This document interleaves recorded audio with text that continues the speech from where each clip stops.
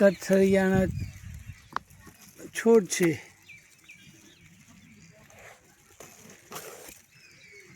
અહીંના ફૂલ કથળિયા.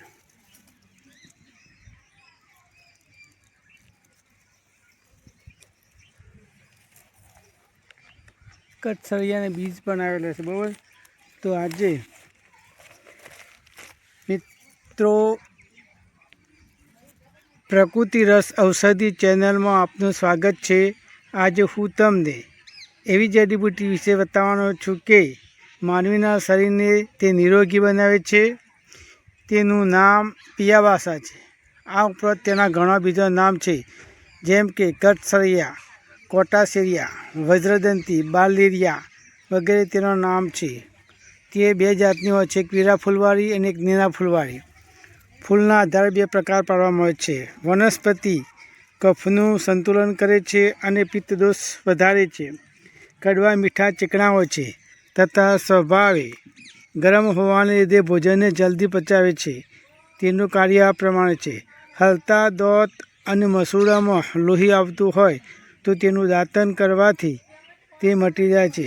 સોજો આવેલો હોય અને સુગર પણ વધારે હોય તો તેના પાનનો રસ કરીને પીવામાં આવે અને તેનો ઉપયોગ કરવામાં આવે તો તે મટે છે. સોદામાં જકડન થઈ હોય તો પાનની લુકડી બનાવીને બાંધવામાં આવે છે અથવા તો તેનું તેલ બનાવીને ચોપડવામાં આવે કે ઘસવામાં આવે તો મટે છે. કફ ખસી થઈ હોય તો પાનનો ઉકાળો કરીને પીવો જોઈએ અને આમ કરવાથી કફ અને ખસી મટી જાય છે. કફનો તાવ આવેલો હોય બાળકને તો પાનનો રસ મધમાં મેળવીને પાવાથી મટી જાય છે.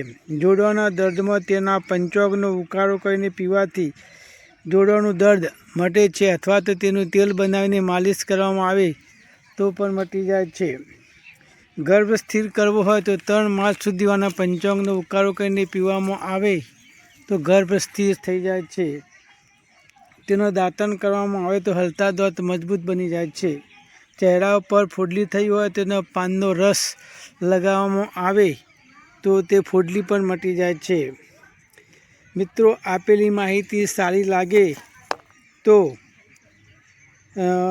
લાઈક કરજો, શેર કરજો, સબસ્ક્રાઈબ કરજો અને આના વિશે વધારે માહિતીનો ઉપયોગ કરવો હોય અથવા તો તેનો દવા તરીકે ઉપયોગ કરવો હોય તો પહેલાં કોઈ સારા વૈદ્યની સલાહ લેવી અને પછી તેનો ઉપયોગ કરવો, જેથી કોઈ તકલીફ થાય નહીં.